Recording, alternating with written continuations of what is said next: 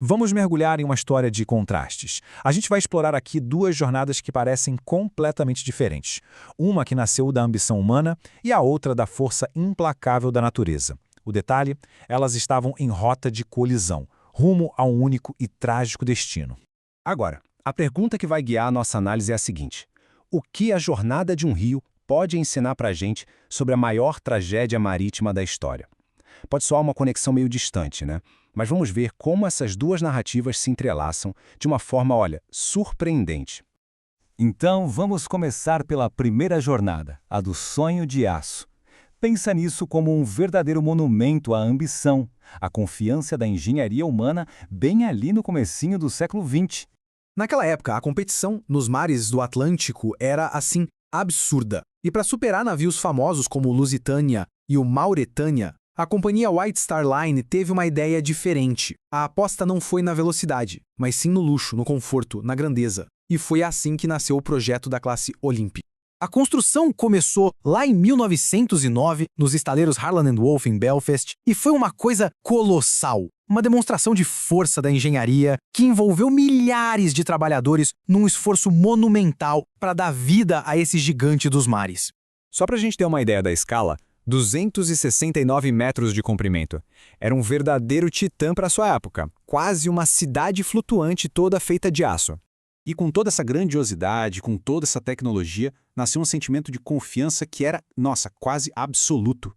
A imprensa e a própria companhia começaram a promover a ideia de que o navio era, e olha só a frase, praticamente inafundável. Uma frase que, olhando para trás, soa como a mais trágica das ironias. Agora, vamos deixar de lado a complexidade do aço para seguir uma jornada muito mais antiga, muito mais fundamental. O caminho da água. Uma força da natureza simples, mas imparável. Um rio, na sua essência, é pura simplicidade. É um curso de água que só obedece à gravidade, sempre indo em direção a um corpo maior de água. Totalmente diferente do navio, aqui não tem ambição, não tem engenharia, é só uma lei da física fundamental e inevitável em ação. A jornada de um rio segue um roteiro que foi escrito pela própria natureza. É previsível, é constante. Começa lá na nascente, vai ganhando força no seu corpo, moldando a paisagem e termina, sem exceção, na foz, se entregando ao oceano. É um ciclo perfeito de começo, meio e um fim que já está predestinado. É exatamente aqui que as nossas duas histórias se encontram.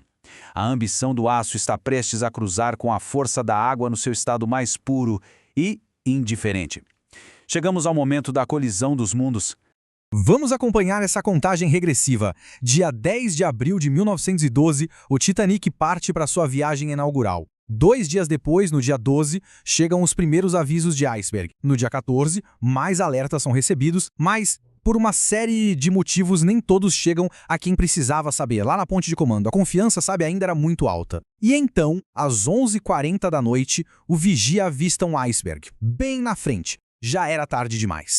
E aí o inevitável acontece. O iceberg, que nada mais é do que uma forma sólida e viajante da mesma água que segue seu curso implacável, atinge o lado estibordo do navio.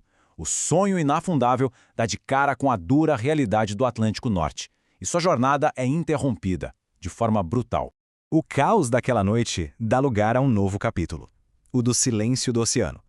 E com ele, um momento para a gente analisar o legado e as reflexões que essa tragédia toda deixou. O custo humano foi assustador.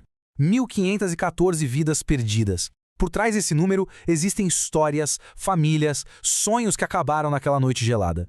É um número que deixa de ser estatística e se torna uma tragédia humana de proporções gigantescas.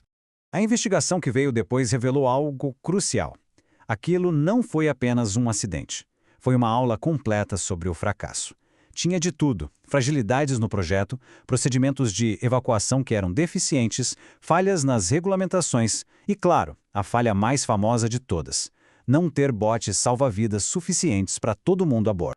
Por mais de 70 anos, o Titanic ficou lá, escondido do fundo do mar. Foi só em 1985 que os destroços foram encontrados, a quase 4.000 metros de profundidade.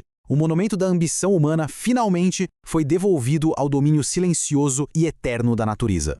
Isso nos traz a ideia central de toda essa análise.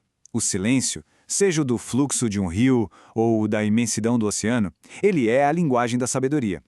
A natureza, na sua quietude, nos comunica verdades fundamentais. A gente só precisa parar para ouvir. Então, fica aqui uma última pergunta para a gente pensar. O que as jornadas silenciosas e inevitáveis da natureza, como a de um rio que sempre encontra o mar, podem nos ensinar sobre os limites e as consequências da nossa própria ambição? É uma reflexão para levar com a gente.